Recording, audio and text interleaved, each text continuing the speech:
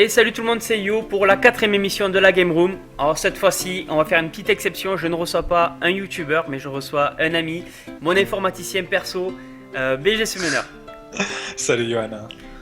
Alors je te laisse du coup, vu que peu de personnes te connaissent, je te laisse un petit peu présenter pourquoi est-ce qu'on est aussi autant amis dans le jeu vidéo. Quel est ton lien avec le jeu vidéo tout simplement? Quel est mon lien avec le jeu vidéo? Je dirais qu'en fait, déjà on s'est connus via internet, puisque je suis informaticien à la base. J'avais créé un jeu sur internet de management de football. Tout le monde sait maintenant, depuis qu'ils suivent ta chaîne, que c'est un peu ton péché mignon, les football managers, etc., vu que c'était parti sur une base similaire. C'est comme ça que tu m'as rencontré, et puis ensuite j'ai été un peu celui qui t'a lancé dans la collection de consoles et de jeux, si je dis pas de bêtises. Je t'ai un peu lancé l'idée.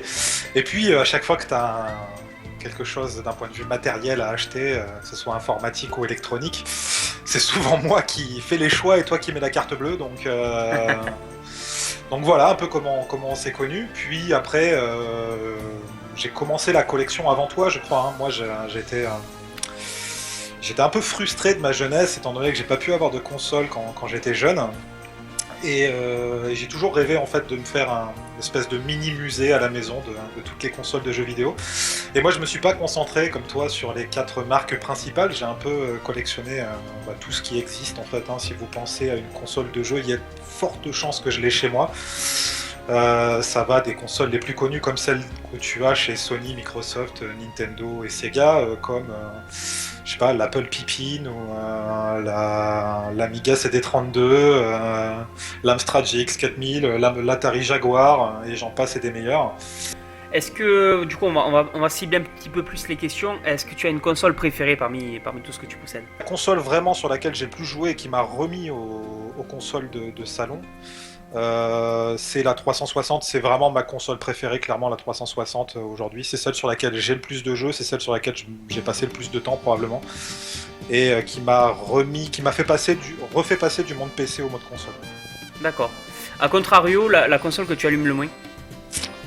C'est compliqué parce que j'en ai beaucoup, t'imagines bien. Donc ouais. Arriver à faire arriver à calculer à peu près laquelle j'allume le moins, c'est un peu compliqué. On va dire du coup celle qui te donne le moins envie de l'allumer.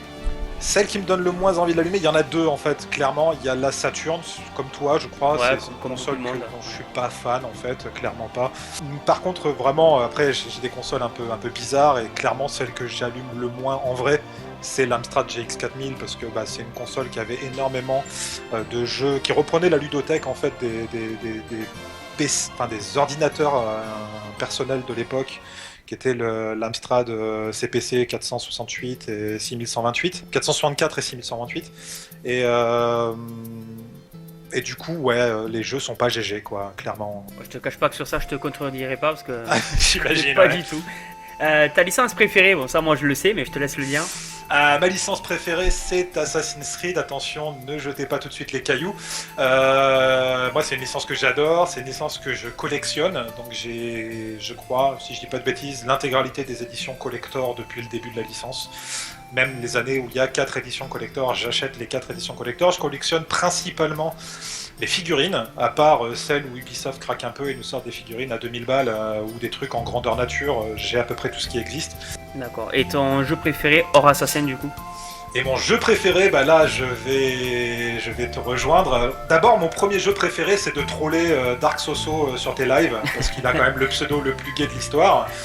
Et mon deuxième jeu préféré, c'est Mass Effect, mais je vais dire Mass Effect dans son ensemble.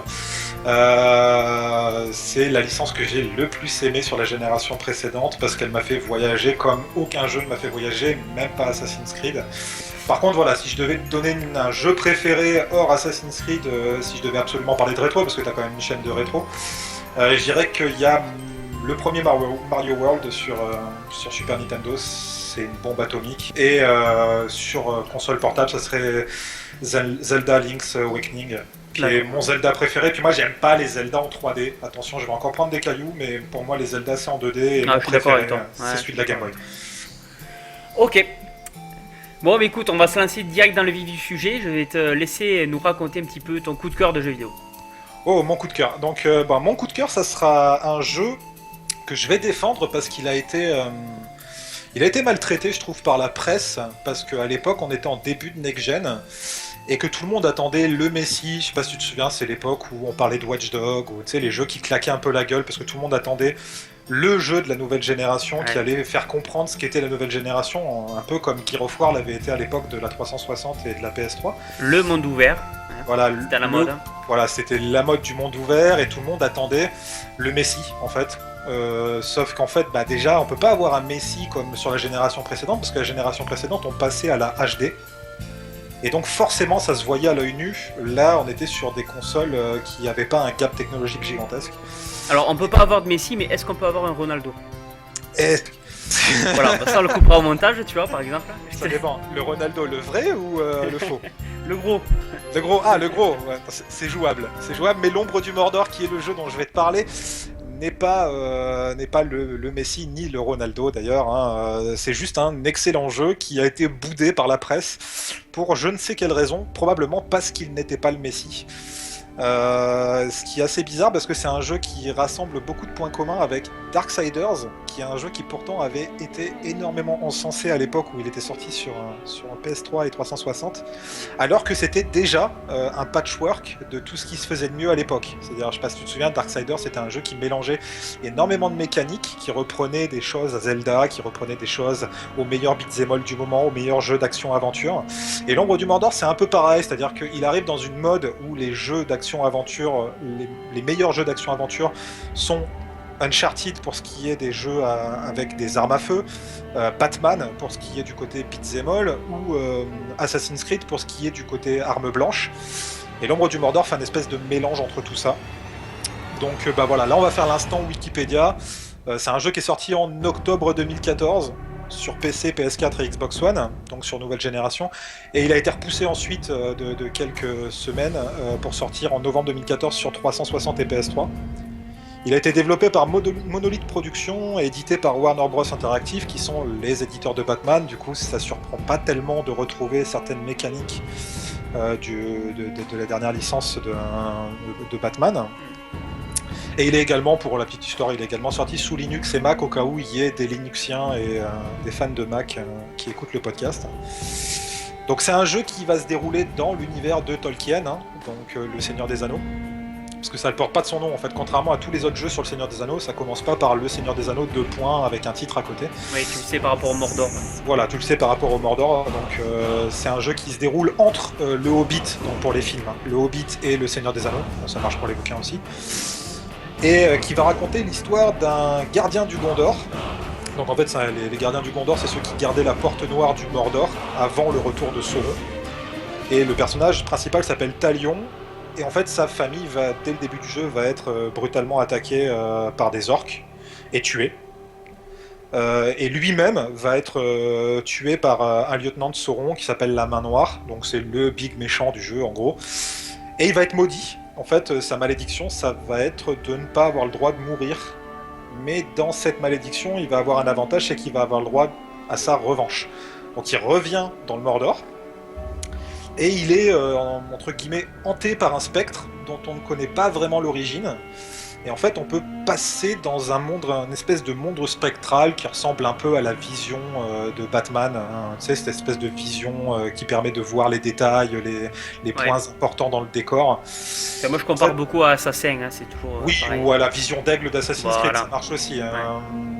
Donc en fait, le spectre communique avec lui dans les cinématiques, ils parlent ensemble et tout, sans vraiment qu'il donne son identité, et qu'on ne sait pas pourquoi il est hanté par ce spectre. Et il va errer comme ça entre la vie et la mort, c'est-à-dire qu'il est dans le monde des vivants, mais en même temps il est mort. Et son but ultime, ça va être d'avoir la vengeance pour sa famille et d'être libéré de cette espèce de malédiction, entre guillemets. Donc en fait, voilà, il va devoir s'infiltrer dans le monde des orques et du coup trouver le moyen de se venger. Donc c'est un monde ouvert, on en revient à ce qu'on disait tout à l'heure, mais ouvert à la Assassin's Creed, c'est-à-dire pas vraiment un monde ouvert, c'est du semi-ouvert, mais on peut se balader un peu partout sur la map. Alors après ensuite il y aura une deuxième map disponible, ce qui fait que c'est un monde semi-ouvert, parce qu'on a un temps de chargement entre le passage d'un endroit à un autre, donc c'est pas vraiment du full temps ouvert. Alors juste pour rebondir, puisque moi tu sais que j'ai pas, on en parlera un petit peu plus à la fin, mais tu sais sais que moi j'ai pas trop apprécié ce jeu. Justement, pour moi, c'est un des défauts ça, que toi tu trouves en qualité. Je le trouve beaucoup trop ouvert en fait. J'aurais aimé comme tendre un peu plus la main, à me dire non, ne va pas là, t'es pas assez puissant pour y aller. Et pour moi, c'est un défaut, alors que pour toi, c'est une qualité. Alors si tu veux, en même temps, j'allais le comparer à un autre jeu que t'as pas trop aimé, mais pour d'autres raisons. C'est un système qui est très similaire à ce qu'on a vu dans Assassin's Creed Black Flag ou Assassin's Creed Unity. Alors dans Assassin's Creed Unity, c'était très clair, c'est-à-dire il y avait certains quartiers où quand t'allais sur la map, il y avait marqué vous avez besoin de tel niveau pour aller dans ce quartier, et si t'y allais quand même, c'était à tes risques et périls. Si tu te faisais défoncer, fallait pas venir te plaindre. Dans l'ombre du Mordor, effectivement, c'est pas clair, et en fait, c'est pas clair tout simplement parce qu'il n'y a pas de lieu spécifique où tu vas rencontrer des lieutenants qui seront plus puissants que d'autres. C'est-à-dire, c'est un truc que t'as pas su faire parce que je t'ai vu jouer, et il faut savoir fuir dans ce jeu. C'est-à-dire, quand tu te rends compte que tu peux pas y arriver, il faut abandonner le combat et pas hésiter à fuir. Ou alors essayer de la jouer plus finaude et essayer de faire de l'infiltration. Comme tu l'as joué très bourrin et que t'avais pas encore maîtrisé le gameplay, je comprends que ça t'ait fait un peu mal, mais je t'avoue que ça m'a fait mal aussi. Hein. Les premières heures ont été très difficiles aussi parce que je l'ai joué comme un Assassin's Creed. Il faut le jouer un peu plus fin. Et voilà, alors encore une fois, une petite critique que je ferai dessus. Des jeux d'infiltration comme Metal Gear, je sais que toi t'es pas trop fan. Moi ça va, j'apprécie un petit peu, mais je les trouve pas compliqués. C'est-à-dire qu'il n'y a pas 46 boutons dans Metal Gear. Tu dois te cacher, tu dois progresser, tu as ta vue à gérer, enfin voilà. Je vais pas parler de ça pendant 2 ans, mais alors que celui-là, un petit peu comme Assassin's Creed, je trouve qu'il y a des boutons de partout. Il te faut appuyer sur R2 plus un bouton pour que ça fasse une chose différente de l'autre. Je trouve ça vraiment chaud pour faire de l'infiltration avec autant de boutons appuyés. Alors, je suis d'accord pour la complexité du gameplay, bien qu'elle n'est pas beaucoup plus compliquée que celle d'un Batman. Ça ajoute la phase d'infiltration. Par contre, quand tu dis infiltration demande beaucoup de boutons, c'est faux, parce que si tu la joues pure infiltration, tu as juste le bouton pour te baisser et le bouton pour arriver dans le dos et tuer finalement. Parce que après, les boutons qui demandent une plus grande maniabilité sont quand tu rentres en phase de combat. Et là, tu n'es plus dans l'infiltration, tu es dans le beat'em all classique. Hein. Et dans le beat'em all, dans Batman, il y a un bouton pour faire les manipulations au batarang, tu as un bouton pour faire des exécutions de telle manière, un simple bouton pour taper, qui est le bouton X, bah là c'est pareil, tu as le bouton X qui sert à matraquer les coups. Il n'y a pas énormément de manipulation, c'est juste que tu pas pris... En fait, déjà tu l'as joué morcelé, donc tu as fait des phases qui sont assez éloignées les unes des autres, donc tu pas pris le temps de maîtriser le gameplay. Et il n'est pas si compliqué que ça en fait. Hein. Le gameplay en fait tu l'as pas compris parce qu'il est à base de multiplicateurs. J'allais en parler plus tard. C'est un système de combo qu'on retrouve dans énormément de jeux dernièrement qui fait monter un multiplicateur. Et quand ton multiplicateur arrive à un certain niveau, tu peux lancer un coup spécial. Ce que tu n'as pratiquement jamais fait. Donc forcément ça te simplifie pas le jeu parce que ça te permet de dessouder en un coup 1, 2 ou 3 personnages. Donc ça quand même ça te vide sensiblement les ennemis. Hein. Mais je t'accorde un truc, c'est que le didacticiel est mal foutu et qu'on comprend pas tout de suite les tenants et les aboutissants du gameplay. D'accord. Là on est d'accord. Donc voilà, le truc que moi j'ai aimé, parce que c'est pas le gameplay que j'ai aimé, parce que finalement le gameplay est assez bourrin, si on le rapprochait d'un jeu à combo aussi, multiplicateur, on pourrait parler de Bayonetta, qui est vraiment un jeu très japonais dans son approche, avec un multiplicateur et un score. Il y a quelque chose qui ressemble à ça dans l'ombre du Mordor. Mais c'est un jeu qui déjà s'adresse aux connaisseurs de l'univers de Tolkien. Il va faire énormément de références à l'univers, et pas seulement au film, mais aussi au bouquin, puisqu'il fait énormément de références au Silmarillion. C'est un jeu qui prend tout son intérêt quand on a la révélation de qui est le spectre, justement. Et si on n'a pas lu les bouquins, on va pas forcément comprendre quel est l'intérêt, mais au moins on arrive à le replacer, même en ayant vu que les films, et ça c'est très important. Moi ça m'a fait un gros effet what the fuck quand je suis arrivé à ce moment-là du jeu. Et c'est un jeu d'action-aventure avec un savant mélange entre le gameplay d'Assassin's Creed et de Batman. Alors toi tu l'as trouvé plus compliqué, je te l'accorde. Hein. C'est vrai qu'il y a plus de 2 boutons, donc c'est un peu compliqué pour toi. Mais c'est un super beat'em all qui est... Quand tu maîtrises le gameplay, tu prends un plaisir monumental à dessouder de l'orque. Ça, je doute pas, ouais. Voilà, et honnêtement, le gros point fort du jeu, c'est le système de Nemesis. Que toi t'as eu le temps de bien voir, c'est-à-dire quand tu te fais tuer par un chef orc, il reconnaît ton nom, il se souvient de toi, et quand tu reviens vers lui, il a monté en grade parce qu'il t'a tué une fois, et au fur et à mesure que tu perds contre lui, il monte en grade, et en fait ça te donne des cinématiques super intéressantes où il se fout un peu de ta gueule, et là il y a un vrai plaisir à le dessouder quand tu commences vraiment à maîtriser le gameplay. Hein. Il est super beau, ça je sais pas si tu peux le reconnaître, il a une direction artistique qui est magnifique. Moi, je l'ai trouvé super maniable, mais encore une fois, il est maniable quand tu le maîtrises. T'as pas eu le temps d'arriver à ce point-là. Et, euh, et il a une bonne durée de vie. Il fait facilement bien plus de 10 heures. Moi, j'ai passé plus de 20 heures parce que je l'ai complètement retourné. Il a des défauts, c'est indéniable. Il a des côtés répétitifs, comme on retrouve dans les Batman, qu'on retrouve dans les Assassin's Creed. Mais voilà, moi j'ai trouvé que c'était un excellent jeu. Et encore une fois, c'est pas le jeu du siècle, mais je voulais juste le remettre et le conseiller aux gens parce que il n'a pas eu les notes qu'il méritait dans la presse, je trouve. Ça reste mon avis personnel. Et il n'est pas si cher que ça. Et honnêtement, si vous savez pas quoi jouer en ce moment sur Next Gen, parce que c'est vrai qu'en ce moment, puis en ce moment, depuis 2 ans et demi, on s'ennuie un peu sur Next Gen, allez-y, foncez quoi. Alors, moi, c'est un jeu qui aurait pu faire partie, tu le sais, de mes déceptions, mais c'est pour une raison aussi qui est un petit peu ma faute, hein, je le reconnais. C'est que maintenant, contrairement à avant, lorsque je joue à un jeu vidéo, c'est vraiment pour me détendre. Et lorsque j'en prends plein la gueule et que je m'en sors pas parce que mes boutons, il y en a trop, il faudrait que je retienne les combinaisons, il faut que je regarde les multiplicateurs pendant que je tabasse de l'orque, ça me gonfle. Et je sais que c'est un peu ma faute de me dire, bon allez, il m'a saoulé, je le mets au placard, je joue à un autre jeu parce que j'en ai plein. Alors qu'avant, ça me serait pas arrivé. Et je comprends tout à fait, parce que comme je te l'ai expliqué, moi je l'ai fait comme toi, c'est-à-dire je l'ai fait en 2 phases. La première phase où j'ai joué 1h30, 2 heures, et où très vite je me suis fait vraiment fracasser comme toi, et où ça m'a frustré, et je me suis dit j'ai envie de jouer pour me détendre, là c'est en train de m'énerver. Et ensuite j'ai voulu me forcer une deuxième fois à le jouer, je l'avais pris sur PC à pas cher, et je voulais vraiment rentabiliser mon achat entre guillemets. Et là, je me suis forcé pendant 2 heures, 2 heures et demie à aller lire les didacticiels, essayer d'approcher des groupes d'orques un peu plus faibles pour maîtriser le gameplay. Et honnêtement, au bout de 2 heures, 2 heures et demie non-stop, là, le gameplay, je commençais à sérieusement le maîtriser, à avoir compris les tenants et les aboutissants. Et à partir du moment où tu le maîtrises, le jeu devient facile, vraiment. Il devient facile. C'est-à-dire qu'aujourd'hui, tu vas regarder les tests. Il y a des gens dans les tests qui mettent en point négatif que le jeu est facile. Donc toi tu l'as trouvé difficile, c'est qu'à un moment donné t'es passé à côté de quelque chose. Probablement. Ok. Pour le prix, puisque tu m'avais demandé aussi de regarder pour le prix, donc si on regarde pour PC par exemple, si on le veut sur Steam, on trouve sur Instant Gaming, donc je sais pas si vous connaissez ce site, mais ça permet d'avoir des clés Steam pas trop chères. On le trouve à 7€, enfin 6,50€, 6,49€, ça dépend des moments.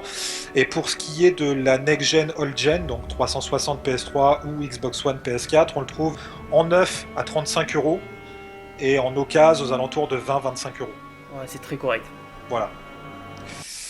Et vu que tu m'as demandé de parler d'un coup de cœur et que je voulais rapidement, si tu me le permets, de parler d'un autre jeu, je voudrais juste parler d'un jeu qui me tient à cœur sur plateforme mobile, donc sur téléphone mobile, Android ou iOS, qui est Leos Fortune. Donc je sais que tu m'as dit que tu connaissais pas.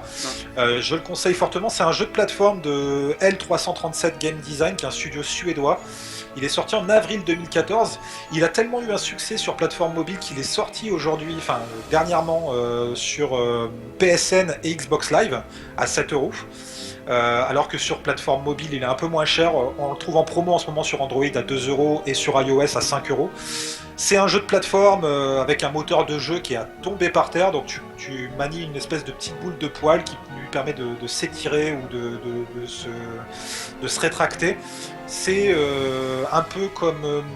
ça va être difficile de le comparer à un autre jeu de plateforme parce qu'il n'y a pas d'ennemis en fait, c'est vraiment un jeu de puzzle. Donc tu te déplaces dans un univers qui est juste à tomber par terre d'un point de vue direction artistique. Il est super beau et voilà, je vais pas en dire plus parce que déjà on parle pas spécialement de l'histoire d'un jeu de plateforme, on s'en fout, et c'est vraiment un jeu de puzzle qui est basé ensuite un peu comme dans les Angry Birds, si tu remplis certains objectifs, t'as 1, 2 ou 3 étoiles. Ouais. Ça se fait beaucoup sur iOS. Essayez, allez voir des vidéos sur YouTube, regardez à quoi ça ressemble, c'est juste magnifique, ça coûte que dalle, et si vous savez pas à quoi jouer quand vous êtes dans le métro, dans le bus ou je ne sais quoi, foncez, c'est un excellent jeu. Ok, très bien, mais écoute, c'est bien noté pour ton coup de cœur. Je vais maintenant passer au mien. C'est un jeu, je pense que tu connais. Je vais parler d'un jeu qui a été édité et développé par Ubisoft, un jeu qui est sorti en août 2013, un jeu de plateforme. Je vais parler donc du jeu Rayman Legends. Donc c'est une licence qui est très connue, hein, Rayman, une licence française. J'en suis pas très fan, je sais pas si toi tu as fait un petit peu tous les volets. J'ai pas fait tous les volets, j'ai commencé le premier Rayman sur PC à l'époque, Ouais. et ensuite j'ai repris la licence Rayman sur 360 à l'époque où ils ont relancé la licence, Origins. et le dernier qui a été offert sur le Voilà, le- ça sur je vais y Xbox. revenir tout à l'heure. Donc ouais, je te dis, c'est une licence. Bon, le 1 que j'ai torché sur PS1, le 2 j'ai jamais fait, mais il m'a pas trop inspiré sur. Il est sur 64, je crois aussi sur Dreamcast. Oui, je crois, oui. Voilà, donc on y joue un personnage qui est connu, hein, Rayman, qui a les bras qui sont décollés du corps et qui peut balancer pour tuer les ennemis. Le but donc c'est de retrouver ce qu'on appelle des petits êtres qui sont cachés un peu partout dans les niveaux et qui vont permettre en fait d'accéder au niveau supérieur quand on en a découvert un certain nombre. Ça c'est pas mal parce qu'ils sont assez bien cachés, il faut vraiment explorer le niveau de plateforme. C'est pas aller d'un point A à un point B, il faut vraiment pousser la recherche et ça c'est vraiment pas mal. C'est vrai que si on se contente de simplement la plateforme, ça reste un jeu extrêmement simple. Par contre, l'intérêt, c'est d'aller chercher les looms, effectivement, si tu prends le temps d'aller les chercher. Là, ça corse un peu le jeu. En sachant de toute façon que si tu ne le fais pas, tu pourras pas aller plus loin dans le jeu parce qu'à un moment donné, on te demande par exemple d'avoir trouvé 30 bestioles. Quoi. Effectivement, oui. De toute façon, voilà, tu seras obligé de passer par là. Un point positif, je peux juste dire que le jeu, il est juste magnifique. Hein. Alors, je sais pas ce qu'il vaut sur PS3 et 3.6, mais sur Current Gen, il est vraiment très beau. Et j'ai eu un très très gros coup de cœur, je sais pas si c'est aussi ton cas, mais pour les niveaux musicaux que j'ai vraiment trouvé excellents. Quoi. Ah, ça, c'est une idée géniale. Honnêtement, c'est un vrai plaisir de les jouer. Franchement, l'idée est géniale, mais ça m'étonne pas que le créateur n'est pas à son premier coup de maître. Et c'est un créateur français, si je dis pas de bêtises. C'est ça. Ancel. Ancel, voilà, Michel Ancel. Michel Ancel. Alors après, quand tu as fait le jeu, ils ont fait avec ces niveaux musicaux, je sais pas si tu les as fait, des compilations où ils ont mis genre de la 8 bits. Ah non, ça me dit rien par contre. Hein. Alors en fait, ils ont repris les mêmes niveaux, mais en donnant des complications. Genre à un moment donné, tu joues avec, tu sais, les anciennes télé quand on jouait à la Master System et tout. Où à l'époque, c'était un peu, des fois l'image sautait, ça devenait gris et tout, tu sais. Ah, c'est énorme. Et ils ont rajouté ça au gameplay, c'est-à-dire que tu joues à un moment donné, tu vois plus l'écran, tu vois plus ce qu'il faut faire, et au bout de 2 secondes, ça revient, tu vois. Ça donne vachement de complications et c'est vraiment terrible. Ah ouais, non, l'idée, encore une fois, mais ce jeu est blindé de bonnes idées en fait. Hein. Il est très bon. Comme jeu de plateforme, il est très bon. D'ailleurs, je tiens à le dire, donc on est très limité sur Xbox One au niveau de la place. Tu sais, quand on doit installer, l'installation des jeux est obligatoire. Ce qui fait que lorsque j'ai fini un jeu, je le désinstalle. Et Rayman, c'est le seul jeu que j'ai terminé et que je ne désinstallerai jamais parce que dès que je reçois des amis, on joue à ce jeu. T'es arrivé à complètement le terminer, t'es allé chercher tous les looms, tu l'as retourné complètement hein. Alors, il est complètement terminé, j'ai terminé tous les niveaux. Le seul problème, c'est que il reste un niveau à la fin où il faut vraiment avoir fini le jeu à 100% pour y accéder. Et ça, c'est un truc que je me refuse de faire. Quoi. Et donc, Rayman, pour finir, c'est un jeu qui est connu pour sa grande difficulté. Le premier m'avait traumatisé, à moi sur PS1, je sais pas si toi aussi. Alors sur PS, moi je l'ai joué sur PC, ouais, mais ouais, il m'avait traumatisé aussi. Hein. Alors là, la différence qu'on a sur celui-là, c'est que c'est un petit peu du die and retry, c'est-à-dire que tu peux mourir autant de fois que tu veux, tu refais le niveau, quoi. Mais c'est ce qui fait sa force en même temps, c'est-à-dire... alors ça peut être agaçant si tu le rejoues 20 fois, mais en même temps, t'as pas cette frustration de revenir en arrière. Les checkpoints sont assez bien gérés dans le jeu, si j'ai bonne mémoire. Et du coup, oui, après c'est un jeu de plateforme à l'ancienne, donc c'est du dead and retry, ils ont rien inventé à ce niveau-là. C'est un jeu qui s'est très mal vendu. Moi qui bossais en magasin, à un moment donné, je l'ai vu très rapidement soldé, tu sais, dans les bacs à 10 €. En fait, je crois qu'il est tombé très très vite à 30 €, même si je dis pas de bêtises, parce que quand il est sorti, je travaillais à cette époque-là chez Micromania. Ouais. Et oui, je crois qu'il a mis un mois, je crois, même pas un mois pour être soldé. Le prix est tombé de 50%. Ouais, je trouve ça fou, c'est vraiment dommage pour de tels jeux. Et nous, bon, on a eu la chance de l'avoir gratuit, donc tu le disais sur Xbox One. L'an dernier, on l'a eu gratuit, et c'est vraiment très bon, quoi. Ah ouais, quand on t'offre ce genre de jeu, effectivement, tu ne peux qu'être content. T'as juste le regret de ne pas avoir la boîte, parce que comme toi, c'est vrai. Voilà, on est tous les deux attachés à la boîte et ça manque quand même. Et donc pour finir, voilà, donc tu parlais de boîte, c'est un jeu qui est multiplateforme. Il faut savoir qu'il est même sorti sur Wii U et Vita. Donc voilà, on a eu droit à, je vous dis, l'ancienne génération, donc PS3, Xbox, PC, la One, la PS4, la Wii U et la Vita. C'est quand même énorme, quoi. Il est sorti sur tout. Ouais, et honnêtement, si vous savez pas quoi donner à manger à votre Vita, ce qui est mon cas, voilà, c'est vraiment un jeu qui est adapté à la Vita. C'est le genre de jeu qu'on a envie d'avoir sur une console portable qui a un aussi bel écran que la Vita. Et vraiment foncé, parce que je crois qu'on le trouve vraiment pas cher sur Vita. Hein. Voilà, donc il est trouvable, ouais, comme tu dis, on va dire une quinzaine d'euros pour tout ce qui est vieille génération, donc PS3 360, et sur Current Gen, tu le trouves pour une vingtaine d'euros d'occasion. Ça reste super raisonnable pour un jeu de cette qualité. Ouais, clairement. Ok, donc on arrive à la moitié de l'émission et je vais te demander de nous donner envie d'écouter une musique de jeu vidéo et surtout nous dire pourquoi on devrait écouter celle-là. Alors, je vais vous parler d'un thème musical qui est celui de Assassin's Creed Révélation. Donc, Assassin's Creed, ça va étonner personne. Je l'ai dit, c'est ma licence préférée. Et aussi parce que, d'une part, c'est un thème qui est juste splendide. C'est l'un des thèmes qui, quand j'ai lancé le jeu, a fait que je suis resté pendant une demi-heure sur l'écran titre où il y a marqué appuyer sur Start, tellement j'adorais cette musique. Et aussi parce que j'ai envie rapidement de casser un peu les idées reçues sur Assassin's Creed Révélation, qui est un jeu qui a été mal aimé. Déjà parce que c'était pas Assassin's Creed 3, tout le monde attendait une nouvelle période, un nouveau héros, et on était toujours dans la trilogie d'Ezio. Et parce que les gens considèrent qu'il portait mal son nom, parce que ça s'appelait Révélation, et que les gens considéraient qu'il manquait de révélation. Alors comme que tous pour les moi, jeux Révélation. voilà, comme souvent les jeux Révélation, effectivement. Alors que pour moi, c'est tout simplement le meilleur Assassin's Creed jusqu'à aujourd'hui. C'est, comme je l'ai dit, la fin de la trilogie d'Ezio Auditore. Voilà. Et pour ce qui est du côté, ça manque de révélation. Je pense que quand on dit ça, c'est qu'on n'a pas joué au jeu ou qu'on l'a pas joué attentivement, parce que c'est un jeu qui fait, qui donne des révélations sur la mort de Lucy Stillman pour les gens qui connaissent la licence, qui donne pas mal de révélations sur le CG16, qui donne énormément d'avancées dans la méta-histoire et qui introduit Assassin's Creed 3, qui conclut parfaitement la trilogie d'Ezio et qui a une bande originale à tomber par terre. Et je vous conseille d'aller écouter ça parce qu'il n'y a pas que le morceau que Johan va vous mettre. Toute la bande originale du jeu est excellente. Vas-y Johan, tu peux lancer la musique.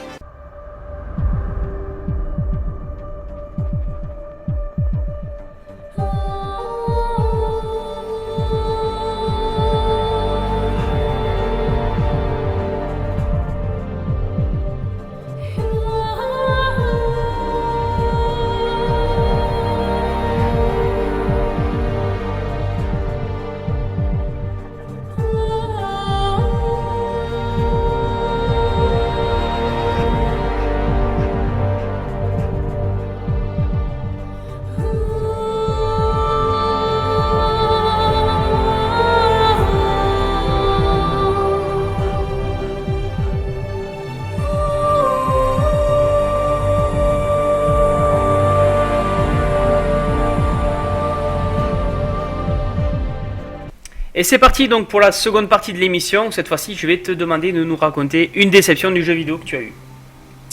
Alors, des déceptions, j'en ai eu plusieurs dernièrement, enfin depuis le début de la next-gen, mais ma plus grosse déception date d'un peu avant en fait.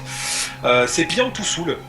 Alors attention, je sais que énormément de gens n'aiment pas les jeux de Quantic Dream, puisque c'est un jeu qui a été développé par Quantic Dream, donc David Cage, qui est un développeur français, et édité par Sony. C'est une exclusivité d'abord sur PS3 en octobre 2013, puis qui sortira en février 2016 sur PS4 avec Heavy Rain, si je dis pas de bêtises, c'est une compilation des deux.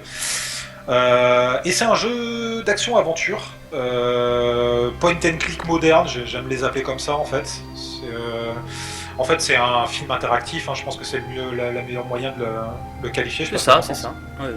Voilà, et qui est basé grandement sur du gameplay qu'on pourrait considérer comme des QTE, mais en fait c'est trop limitatif le QTE, on va dire que c'est des actions contextuelles.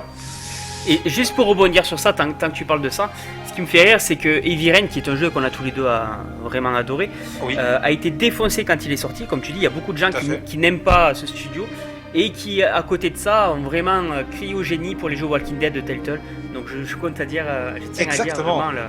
Ouais. Exactement, et d'ailleurs c'est là où je voulais en venir, c'est-à-dire que des gens vont dire que c'est facile de taper sur Beyond Two Souls parce qu'ils n'aiment pas ce que fait Quantic Dream. Moi j'ai adoré Heavy Rain, contrairement à beaucoup de gens, et c'est pour ça que j'ai été énormément déçu de Beyond Two Souls. Donc Beyond Two Souls, c'est un jeu qui a fait le buzz parce qu'il utilisait des acteurs hollywoodiens, dont Ellen Page ou Willem Dafoe. Ça raconte l'histoire de Jodie Holmes, qu'on va suivre tout au long de sa jeunesse, entre guillemets. Elle possède des pouvoirs psychiques qui lui permettent de communiquer avec une entité qu'elle appelle Aiden, dont nous joueurs, on peut prendre le contrôle. Et elle aussi, apparemment, elle peut le contrôler.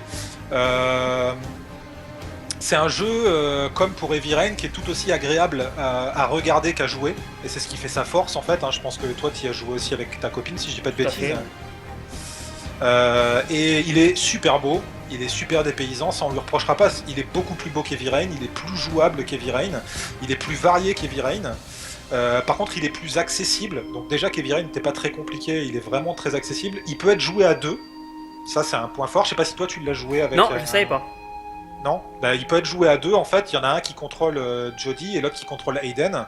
Et je pense que tout ce qui faisait la force d'Heavy Rain, c'était que le scénario d'Heavy Rain, c'était une fuite en avant en fait. T'étais continuellement poussé par le temps, tu sentais que plus le temps allait, plus l'eau allait monter. Enfin, sans spoiler le scénario de Heavy Rain, il y avait ce risque, qu'on avait peur continuellement.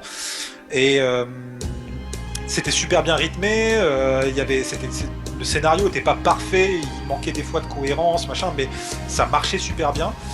Et là, en fait, le problème de ce jeu-là, c'est la timeline. Je sais pas ce que t'en as pensé, toi, mais en fait, il y a un gros souci, c'est qu'on ne vit pas les scènes de Jodie dans l'ordre chronologique où elles se sont passées. C'est beaucoup trop le bordel.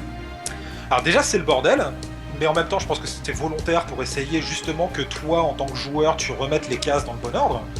Ça, c'est la première chose. Mais c'est surtout qu'il y a un gros souci, c'est que tu t'attaches pas aux personnages. Parce que déjà, tu rentres tout de suite dans le feu de l'action.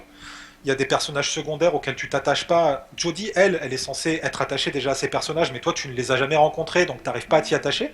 Et c'est surtout que vu que tu vas vivre une période à un moment donné au milieu de son adolescence, puis ensuite la rejouer quand elle est gamine, et puis ensuite la rejouer un petit peu plus tard, et tu sais, tu passes ton temps à faire le yo-yo dans la timeline, et ben quand tu rencontres une situation où ils essayent de te faire peur sur la mort d'un personnage, tu sais très bien qu'il va pas mourir vu que tu l'as vu 5 minutes plus tôt, 10 ans plus tard. Tout à fait, ouais. Et jamais, à aucun moment, t'es stressé pour les personnages. T'as pas peur pour la vie d'un personnage. Et le deuxième énorme point négatif, et là je pense que tu vas me suivre complètement, c'est le problème des conséquences sur le scénario. Heavy Rain, quand tu jouais, voilà, tu sentais qu'il y avait des conséquences de tes actions sur le scénario. Beyond Two Souls, comme je l'ai dit, on prend autant de plaisir à le regarder qu'à le jouer. Le problème, c'est quand tu le regardes avec une deuxième puis une troisième personne le jouer, tu te rends compte que tu as vécu la même histoire. Et que du coup, il n'y a aucune conséquence sur le jeu. Et c'est le gros point négatif à mon sens. Et je vais même te dire, moi je ne l'ai jamais vu, j'ai jamais regardé quelqu'un jouer parce qu'en le jouant, j'ai senti très bien qu'on était très limité et qu'on ne pouvait changer que très peu de choses. Ce qui fait que ça m'a jamais intéressé de regarder ma copine y jouer, quoi. Alors que c'est tout l'inverse des Heavy Rain et des Telltale. Ah oui, tu sens que c'est exactement la même histoire. D'ailleurs, à aucun moment, tu sais, comme dans les Telltale où en haut à droite il y a marqué telle personne va s'en souvenir, ouais, machin. Il y a des moments où on sait que le choix qu'on a fait va avoir une importance.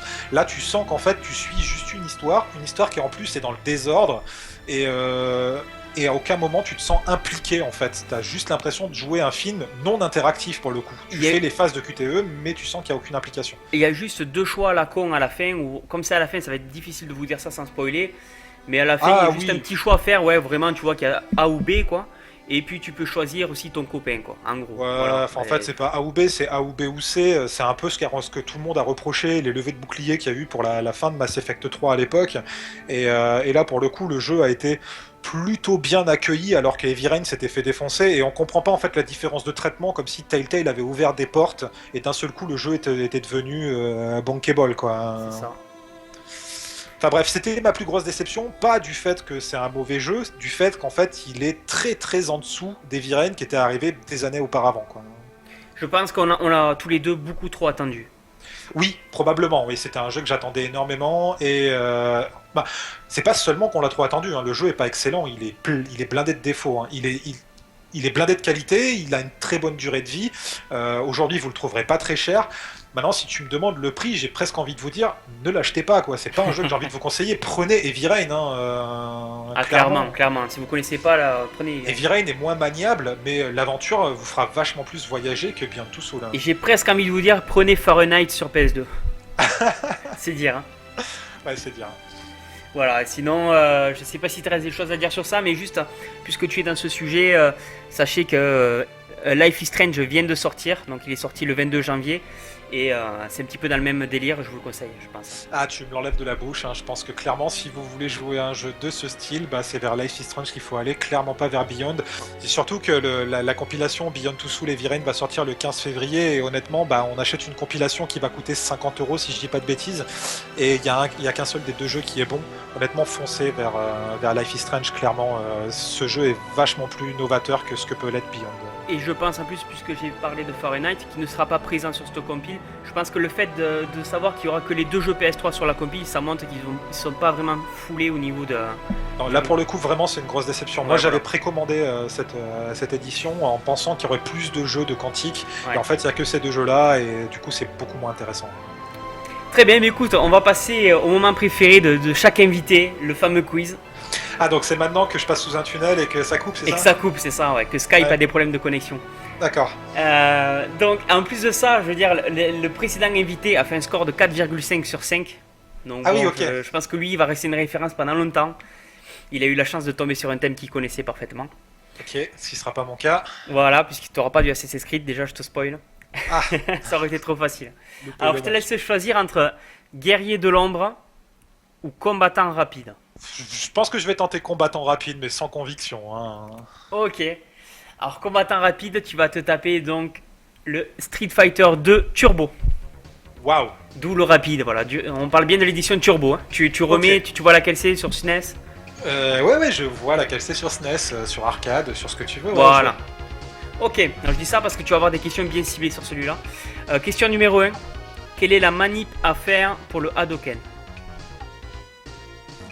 Pour le Hadoken, c'est quart de cercle avant plus point. C'est ça. Ce que j'avais mis moi bas diagonale droite, punch, mais bon, c'est le quart de cercle, donc c'est bon. Donc tu marques un point. Ouais. Question numéro 2. Je suis déjà pas Fanny, je suis déjà content. Hein. Alors celui-là, t'as de la chance parce que toi qui es plus axé sur le 4, c'est resté la même manip, donc ça va. Oui. Là par contre, ça va être autre chose. Combien y a-t-il de personnages jouables en plus que le Street Fighter 2?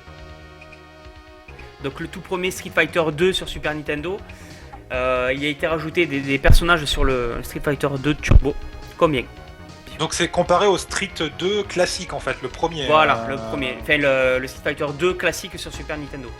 D'accord. Donc je dirais qu'il y a... il doit y avoir T-Hawk en plus, Camille, DJ, Balrog. Balrog il y était ou pas? Fei Long, Vega. Je sais plus si les boss y étaient en fait sur la première version. On va considérer que oui. Donc tu as droit au joker, hein. Si vraiment tu bloques, tu as droit à un joker. Ouais, mais le joker, tu vas juste me donner des chiffres, on est bien ouais, d'accord. Je vais te donner 3 chiffres. Donc je vais dire 1, 2, 3, 4, 5. Allez, je vais dire 5. Ah, tu pensais à qui? Dis-moi. Alors, je pensais à T-Hawk, je pensais à Camille, à Fei Long, à DJ. Et il y a le super boss là, donc je sais plus le nom. Bison? Non, pas Bison. Akuma? Ouais, je crois Akuma. Ah, ok. Alors en fait, tu t'es planté, donc tu as faux. Mais c'est pas contre ce que tu as dit, c'est en fait tu t'es planté de version. Ça, c'est les personnages que tu as en plus sur la dernière version qui est le Super Street Fighter 2 The New Challenger. D'accord, donc en fait les personnages en plus c'est juste les 4 boss, c'est Balrog, Vega, Bison et... C'est ça. Ah merde. Balrog, Vega, Bison et Sagat. Et Sagat. Voilà. Ah je le savais ça, j'ai fait de la merde. Question numéro 3, donc tu restes à 1 sur 2. Oui. 2 combattants utilisent le drapeau du Japon comme stage. Lesquels sont-ils? 2 combattants utilisent le drapeau du Japon. Je répète que tu as droit vraiment au joker, encore une fois. Déjà, c'est sûr qu'il y a Honda. D'accord. Et le deuxième, j'hésite. Ok, c'est bon. Je vais dire 2. Les deux, c'est Honda et Ryu. C'est ça, on est bon. On est à 2 sur 3. Tu t'en sors pas mal, tu vois. Déjà, tu seras pas dernier. Je suis tombé sur un thème que je connais un petit peu, c'est déjà ça. Ouais, c'est ce qu'il faut.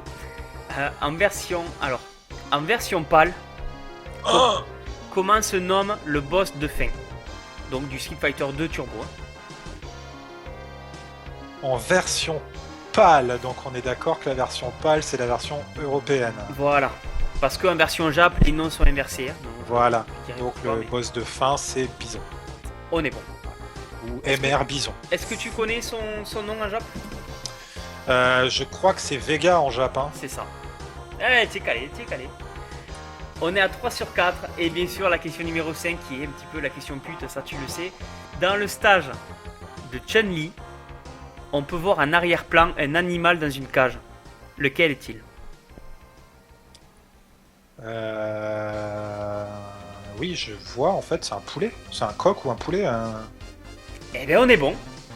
Yeah! On est bon, sans joker, on est à 4 sur 5. C'est un très très bon score. Et surtout que la question où je me suis planté, je la connaissais, quoi. Je me suis juste planté de version. Tu as frôlé le fou. J'ai frôlé le perfect. Très bien, écoute, c'était un plaisir de te recevoir avec nous. Le plaisir était partagé. Et je vous dis donc à tous à très bientôt. À bientôt!